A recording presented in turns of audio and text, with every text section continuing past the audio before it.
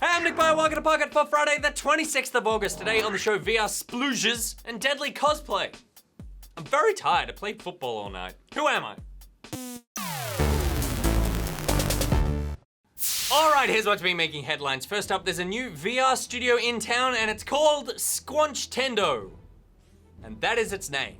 Instead of launching with a trailer or a showreel, they've created a one-page comic in which the studio mascot, a four-limbed horror bean called Little Sploogely, introduces the studio's founders. This is the brainchild of Rick and Morty co-creator Justin Roiland and former Epic Games executive producer Tanya Watson.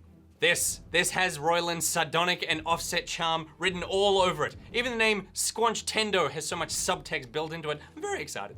The goal for the studio is to, quote, make and collaborate on funny, imaginative, story-driven VR game experiences of all sizes across all VR platforms.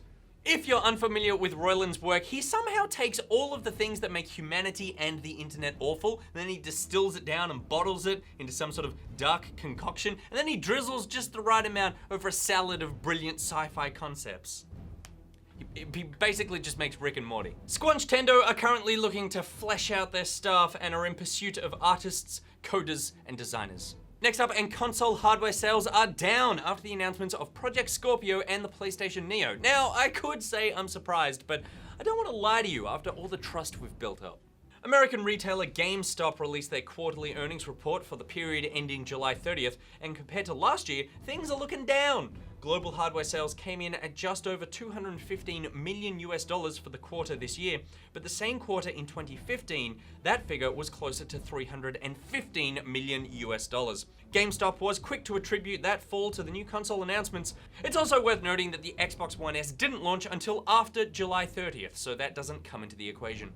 It will actually be interesting to see if sales are up after Microsoft has now released a console that doesn't make small children cry when they look at it. And speaking of the world's ugliest console, World War I game Verdun has been delayed for the Xbox One. That rhymes. But you know that. You're not an idiot. Are you?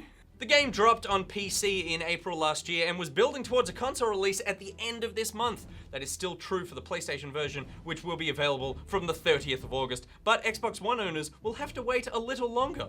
Why? We don't know. And for how long? We don't know that either.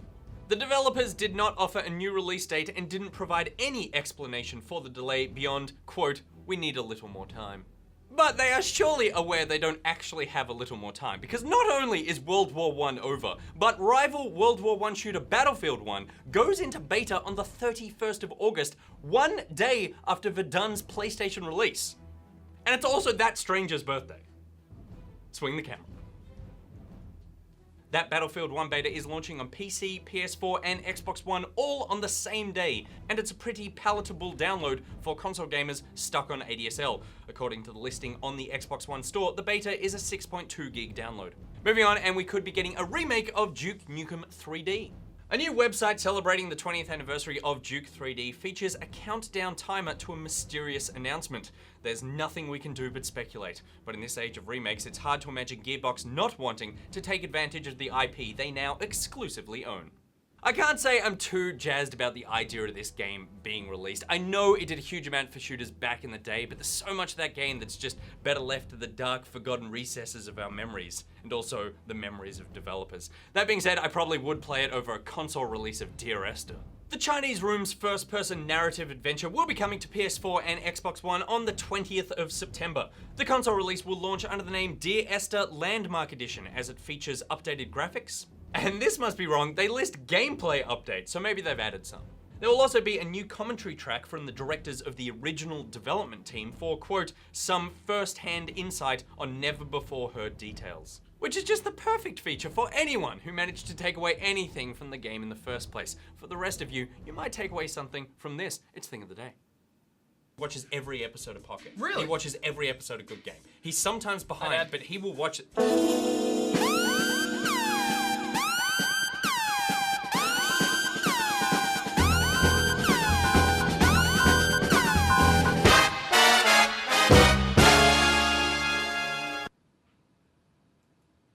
Mr. Richardson. He's sometimes behind, but he will watch every episode. My mum watches here and there. YouTuber Colin Furs is no stranger to crafting deadly game items. His latest effort is the gauntlet from Deus Ex Mankind Divided, rocket launches and all. Here we go. Adam Jensen has his enemy in sight. And it will go. Like that. And I'm going to put that on my arm.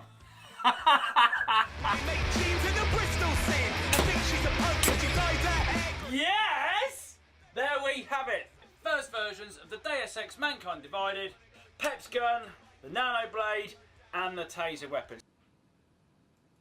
Mr. Richardson. He's sometimes behind, but he will watch every episode. All right, that is it for today's episode of Pocket Bucketeers. A quick reminder that the 10th anniversary card competition, where you can win VIP tickets to our live recording, closes today. So if you've made a card, like these beautiful people, like Icy Mind Racer, like Sith Cat, like Maiden Muse, if you've made a card and it's still in your pocket for some reason, like it's a tiny card that fits in your pocket and you haven't gone to the post office to put it in, you need to do that today. Although technically, I would say that if the competition closes today, you don't need to have got it to the post office today. You need to find a time machine to have sent it 2 days ago so it gets here. But I'll tell you what, we'll backdate it to when the postage stamp is there, and that is how we will know that you sent it today. Send it today. That's what I'm trying to say. I'm just trying to say send it in the goddamn card. Is that so hard? And make sure you check out Ask Pocket this afternoon, where I answer the questions of Lucreus and H. Shoebridge.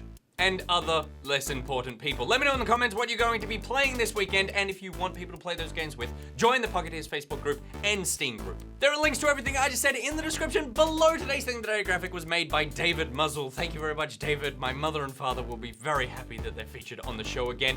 Until we next assemble my Pocketeers, Nick Player. Mwah. Mwah. They would kill you to keep the audio in sync. Just say. Put your foot on, put your foot on, put your foot. Watch out for the track, John. Watch out for the track. John, no. Why? I let you handle it for 1 second. You crash. All right, that one. Okay, I'm sneaking over. You take the racing chair, which of course is the one with the wheels. Okay. You appear to not be moving. Oh, good work, John. Good work. Yeah, this is much better than what I was doing. This is much better than me.